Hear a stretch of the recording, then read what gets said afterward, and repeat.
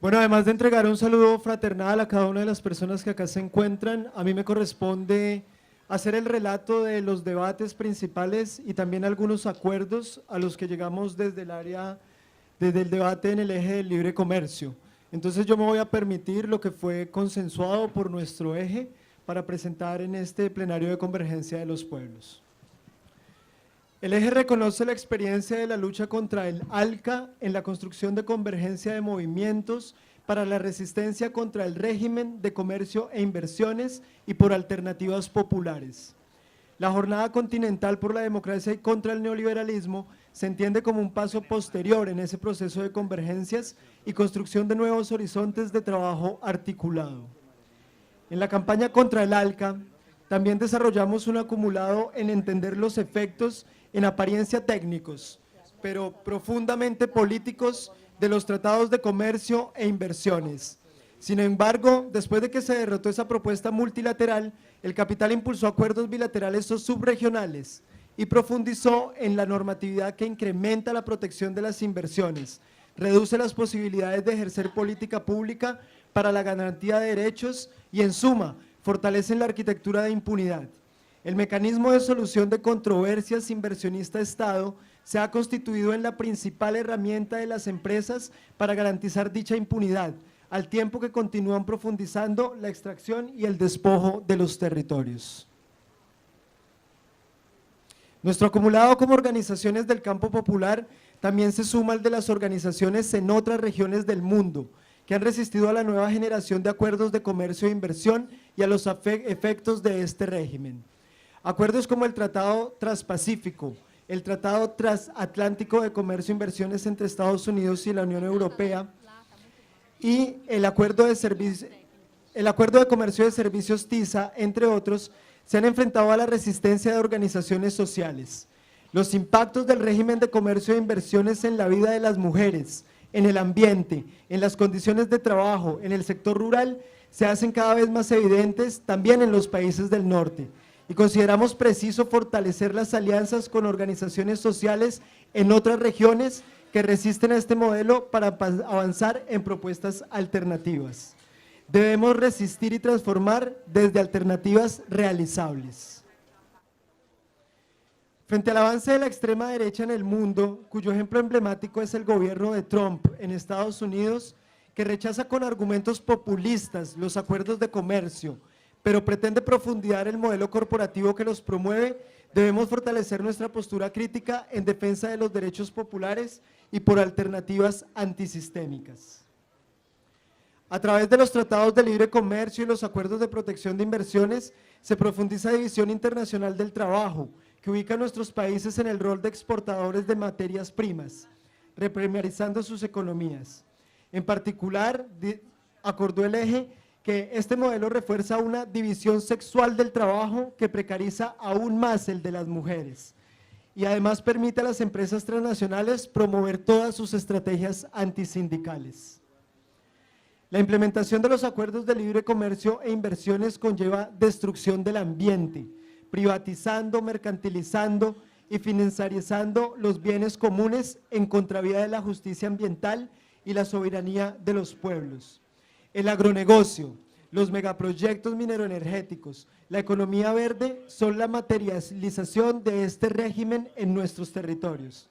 Particularmente agua, salud, educación y energía se convierten en mercancías, atacando lo que ha sido la conquista histórica de los pueblos en su lucha por los derechos.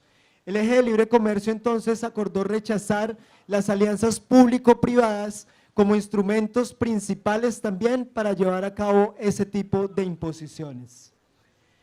Los acuerdos de libre comercio e inversiones son el mecanismo principal de la arquitectura de impunidad que permite a las empresas transnacionales violar los derechos de los pueblos, en muchos casos con complicidad de estados. Mientras no existan mecanismos para juzgar a esas empresas internacionalmente por sus crímenes, ellas cuentan con tribunales internacionales que les permiten incluso demandar estados, limitando con ello el cumplimiento estatal de su rol como garante de derechos. Desde el eje de libre comercio decidimos llevar a esta plenaria también el respaldo total a la propuesta de una adopción de un instrumento internacional legalmente vinculante en materia de empresas y derechos humanos para enfrentar la impunidad corporativa transnacional. La construcción de estrategias, uno de los asuntos principalmente discutidos en el eje. Esa construcción de estrategias de resistencia al modelo debe partir de la definición y articulación de un proceso formativo popular, desde las bases, con la participación prioritaria también de las mujeres, que popularice el debate sobre el libre comercio con lenguajes cotidianos y con claridad en la explicación de cómo se afecta la vida de los pueblos en sus realidades concretas. Por ejemplo, en temas principales para la vida de la población como el agua y la energía. Propuestas como la defensa de la justicia fiscal, los mapeos frente a la utilización de agrotóxicos, los mapeos frente a la privatización de la energía y del agua son herramientas que se proponen en este proceso de lucha. Convenimos en el eje de libre comercio que la Jornada Continental por la Democracia y contra el Neoliberalismo es el ámbito de articulación actual y coordinación futura de acciones a realizar desde el conjunto de los movimientos y organizaciones sociales populares para construir estrategias conjuntas frente al régimen de libre comercio. También es preciso avanzar en campos de disputa ideológica, tanto en relación con el modelo de consumo que está en la base del sistema de comercio e inversiones, como en la defensa de lo público, en la definición de las políticas públicas y las propuestas. Allí consideramos que escenarios fundamentales para esa disputa son las universidades y también los medios de comunicación.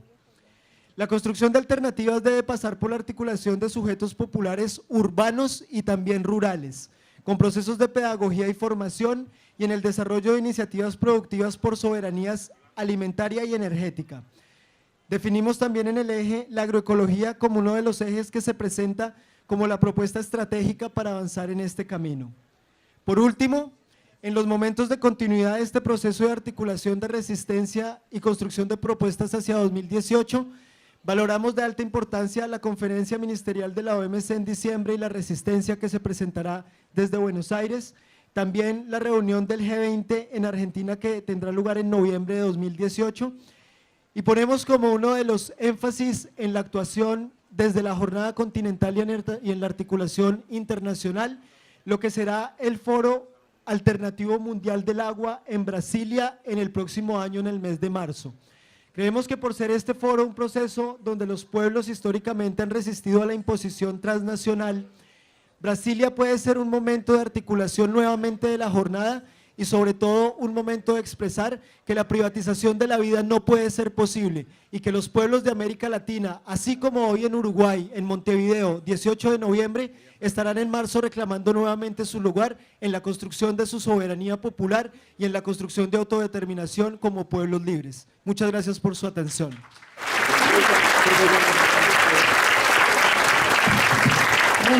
Buenos días, compañeras, buenos días, compañeros. Nuestro taller estuve presente muchas personas, fue muy rico. Hablamos que las empresas transnacionales tienen una concentración de poder político económico, colonizando diversos aspectos de la vida, el medio ambiente, la salud, el trabajo, la educación. Y que estas empresas tienen concentrado tanto poder que están haciendo la captura corporativa de muchos gobiernos, ¿no? En eso vemos, por ejemplo, los golpes de Estado en América Latina, Paraguay, Honduras, Brasil, y también vemos que no reconocen derechos. Hablamos también de la Convención número 9 que no se aplica. También están haciendo un largo lobby haciendo reformas en todos estos países legislativas con el tema de trabajo, la seguridad social y todo. Hablamos que estas empresas trabajan para la precarización y tercerización de los trabajadores con muchos programas de demisión y que también hay un proceso de una nueva revolución industrial que tiene que ver con la tecnología y un mundo casi sin trabajo. Hablamos también del problema de la minería en la América Latina y la relación que tiene con estas empresas transnacionales. Otro punto es la cuestión de la asimetría de poderes, porque muchas de esas empresas tienen muchos derechos con los tratados de libre comercio, con los mecanismos, tratados bilaterales, con los mecanismos de arbitraje internacional y que nosotros los pueblos no tenemos derechos humanos tan respetados. Y por eso también afirmamos la importancia, como ha dicho el compañero antes, de crear y luchamos por normas vinculantes para regular esta asimetría de poder. En ese sentido también el tema de la primacía de los... hay un proceso que se valoriza más los derechos económicos e de inversiones frente a los derechos humanos, y por eso afirmamos la primacía de los derechos humanos. En este proceso de las violaciones de derechos humanos, estas empresas transnacionales constituyen lo que llamamos de una arquitectura de impunidad corporativa, donde nosotros, pueblos y víctimas, no tenemos garantizado el acceso a la justicia y tenemos muchos casos de 20, 15 años sin que las comunidades puedan tener sus derechos reconocidos por estas empresas. También hablamos de las problemáticas de los medios de comunicación, el proceso de desinformación que hace con la gente y cómo trabajan en favor de estas grandes compañías. Hablamos también que estas compañías están directamente relacionadas con el tema de la criminalización de la lucha social y de la protesta, que actúan tanto por su propia cuenta con sus propios agentes como en complicidad con el Estado y promueven asesinatos, detenciones, desapariciones. En ese sentido, recordamos algunos casos de Berta de Santiago, de la detención de Milagros y algunos otros más. Afirmamos también que venimos de una trayectoria de lucha de izquierda y que este proceso de enfrentamiento con las transnacionales no es nuevo.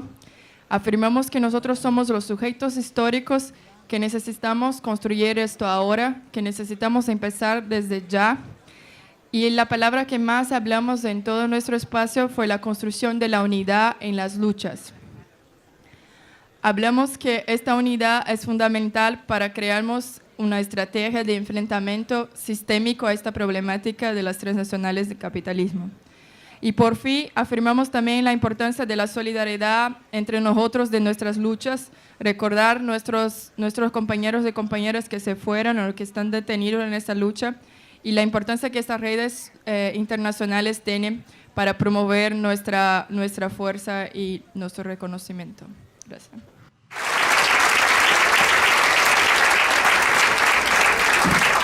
Buenos días, compañeros y compañeras. Bueno, empezamos con la afirmación de que el ataque a la democracia y a la soberanía de nuestros países es una forma de mantener el poder de las élites. Para garantizar su poder, las élites locales asociadas al imperialismo actúan de manera a destruir la democracia en nuestros países y la soberanía, para poner en práctica algunas políticas neoliberales, principalmente en este momento de crisis del capitalismo, en que la burguesía y bueno, las grandes empresas necesitan mantener sus ganancias, entonces necesitan poner en práctica políticas que nunca pasarían por elecciones. Entonces, bueno, tenemos como ejemplos el golpe en Honduras, Paraguay, Brasil, como estas formas, ¿no? Estos golpes blandos, como llamamos, que sirven solamente para poner en práctica estas políticas neoliberales. Y de hecho, en los tres países, los representantes de estos proyectos neoliberales no ganaron las elecciones, y no es casualidad que después de los golpes se hayan empezado intensos ataques a los derechos de las poblaciones locales, como reformas laborales, privatización de los servicios públicos como salud y educación, ataque a los derechos de las mujeres, principalmente el derecho a nuestro cuerpo, el derecho al aborto, ¿no? Entonces está el ataque a la democracia, esa es una de las formas del ataque a la democracia. Una otra forma de ataque a la democracia es un vaciamiento de la democracia que ocurre en países donde no hubo golpes, ¿no? Entonces, aunque no hayan ocurrido golpes en todos los países donde están ocurriendo estas políticas neoliberales, hay en ellos un vaciamiento de la democracia. Eso se puede observar, por ejemplo, en la intensificación del control del poder económico sobre los procesos de elección y representación, con la represión contra los movimientos populares, entre otros. Eso significa que hay límites en la democracia representativa y que necesitamos ampliar nuestro concepto de democracia. Una democracia va mucho más allá del voto. Es necesario caracterizar la democracia como algo más profundo. Una democracia debe estar vinculada al bienestar de los pueblos. Nuestra democracia tiene igualdad entre hombres y mujeres. En nuestra democracia tenemos derecho a la tierra. En nuestra democracia no se reprime a nadie por su orientación sexual. Y en nuestra democracia tenemos derecho a la comunicación popular, tenemos derecho a la participación popular de las más diversas maneras. En un otro punto que destacamos como parte de la democracia y nuestra soberanía es la necesidad de memoria, verdad y justicia para los pueblos. Estamos viéndose repetir la represión, crímenes, la desaparición forzada de personas. Entonces destacamos el caso de Santiago, de Berta Cáceres y otros tantos, de Milagro también. Entonces destacamos el aumento de la represión y cómo eso se relaciona con los crímenes de la dictadura, de las dictaduras militares de nuestro continente. Y afirmamos que es necesario desnaturalizar la violencia de Estado. Los juicios de los criminosos de las dictaduras son un logro de nuestras luchas. La impunidad de ayer está conectada con la impunidad de hoy. Es necesario apurar los crímenes de las dictaduras de nuestro continente para que nunca más ocurran. Y afirmamos la necesidad de nos ponemos en contra de la persecución contra luchadores y luchadoras sociales, contra la criminalización de los movimientos.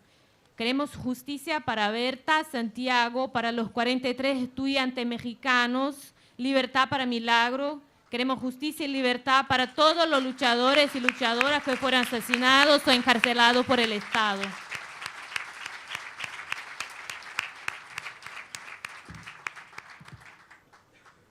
En defensa de nuestros territorios y nuestros bienes comunes, pero también la defensa de la soberanía sobre nuestros territorios y también sobre nuestros cuerpos. No al ataque a las mujeres, sí al derecho al aborto seguro y gratuito para todas las mujeres.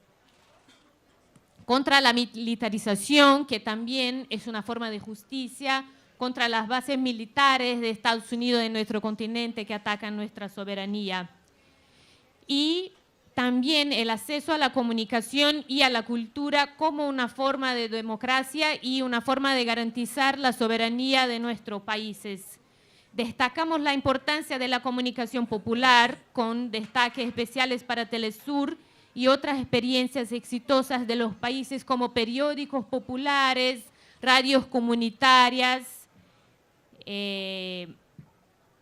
Y bueno, destacamos que la existencia de medios de comunicación populares como radio o prensa fueron importantes para los momentos de lucha, Revolución Cubana, destacamos también la Revolución Rusa a causa de los 100 años de la Revolución y que en todos estos momentos los movimientos y los revolucionarios tenían una comunicación popular para comunicarse al pueblo, para crear, para hacer la disputa de la comunicación, bueno, para eso, ¿no? La comunicación es una de nuestras armas en nuestras luchas.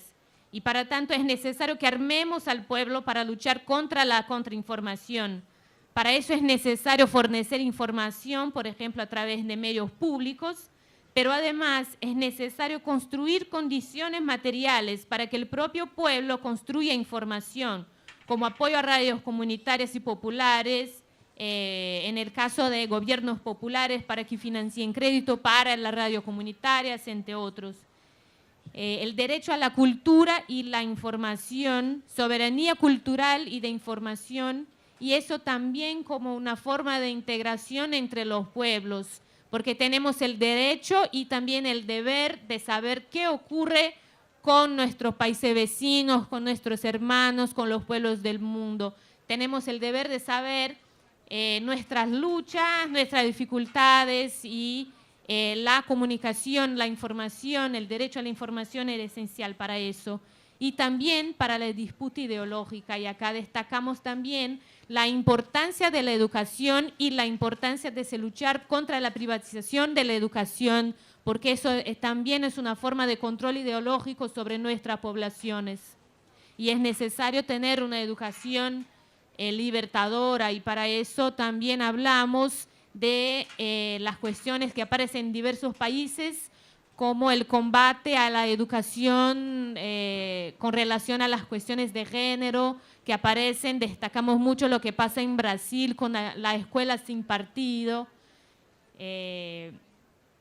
Y hablamos también en la cuestión de la integración, la necesidad de, a través de todas esas formas que hemos hablado acá, de defender una integración que no sea por las empresas, que sea por nuestra cultura, nuestra comunicación popular, que sea una integración de los pueblos y también de unidades en la lucha. Nuestra integración es de otro orden, la integración de los pueblos y no la de los TLC, la de las transnacionales. Y por fin tuvimos como propuestas construir un calendario de luchas y hacer grandes movilizaciones para ocupar las calles, porque las calles son nuestro hogar, es de donde venimos y donde habremos de quedar en el próximo periodo. Es eso.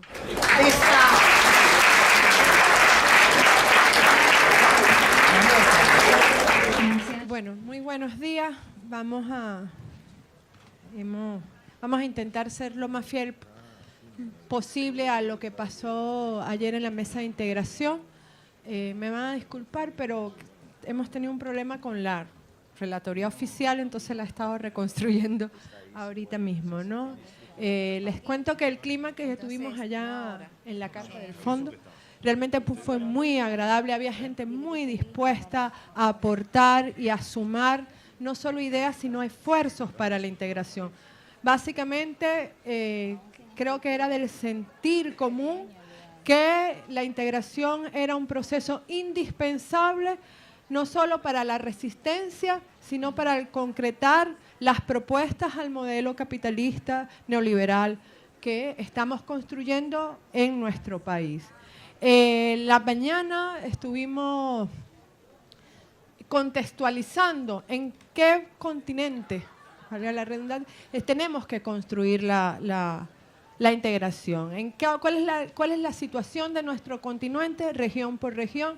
Destaco el señalamiento de traernos a capítulo o a la memoria que América no es solamente la zona continental, sino que tenemos una zona rica, con un contexto muy variado, con unas dificultades particulares, que es la zona de las Antillas, ¿no? Que las Antillas no son solamente las Antillas mayores, Cuba, la Española, Puerto Rico, sino que hay una serie de pequeños países en pequeñas islas que también tienen deseos de sumarse desde la acción a este proceso de integración, ¿no? Fue interesantísimo en la mañana que nos señalaran cuáles fueran las dificultades que tenemos a la integración, porque tenemos que construir una nueva forma de vernos, una nueva forma inclusive de concebir la unidad, una unidad que reconozca la diversidad y así convertir lo que nos han enseñado como una debilidad, que es la diversidad de pueblos que somos, la diversidad de pensamientos y de asumir la vida, que el sistema nos dice que va en contra de la unidad, convertirla y resignificarla, porque es realmente nuestra fortaleza como continente, la diversidad. Señalaban también que como dificultades, que teníamos más que una dificultad, que teníamos el objetivo de tejer o el desafío de tejer un tejido político y social que permita la integración en todas las áreas de la vida, ¿no? Eso implica que llevemos la integración inclusive fuera de estos espacios de los movimientos sociales, sino que empecemos a hacer crecer la idea de la necesidad y de las diferentes formas de construir la integración en nuestras bases, ese tejido social que necesitamos armar, ¿no?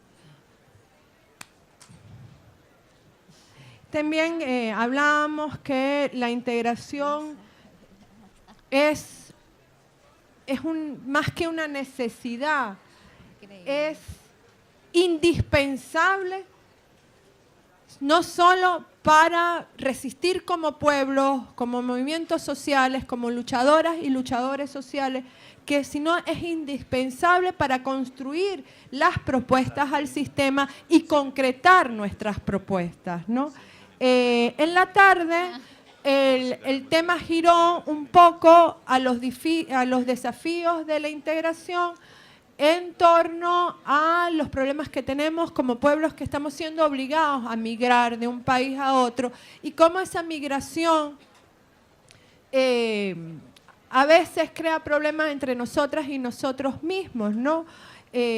Nos enseñan un poco, no nos enseñan un poco, realmente nos enseñan mucho a odiar lo diferente, a odiarlo a lo otro, a la otra, y eso lo estamos viviendo como pueblos que estamos siendo obligados a migrar. Entonces, un poco en la tarde se planteaba el desafío de cómo superar los odios y cómo invitar a todos los pueblos a entendernos como un solo continente, a entendernos como un solo territorio, que la migración no es un problema, o sea, que tiene que ser asumido de otra forma la migración. Entonces, bueno, déjenme ver si se me... Con respecto al Caribe, se marcó que, a veces cuando asumimos la integración con el Caribe, se nos presenta la dificultad de los variados idiomas que hay en las Antillas, y nos señalaban que no es una barrera infranqueable, que el mismo Caribe nos dio una vez, nos da la solución, porque en el Caribe surgieron idiomas propios como el creole, como el patuá, y bueno, que podríamos asumir esa fórmula para comunicarnos. Y bueno, rápidamente creo que tenemos que construir a partir de nuestras experiencias y mantener también, era muy importante para nosotras y nosotras en la mesa de integración, o sea, tomar la calle permanente y hacer frente a movilizaciones como la que viene pronto en Argentina contra la OMC, o sea, mantenernos en un calendario de movilizaciones constante, o sea, la integración hay que hacerla desde revitalizar el tejido político, pero también hay que hacerla en la calle y hay que hacerla todas y todos juntos. Bueno, entonces espero haber sido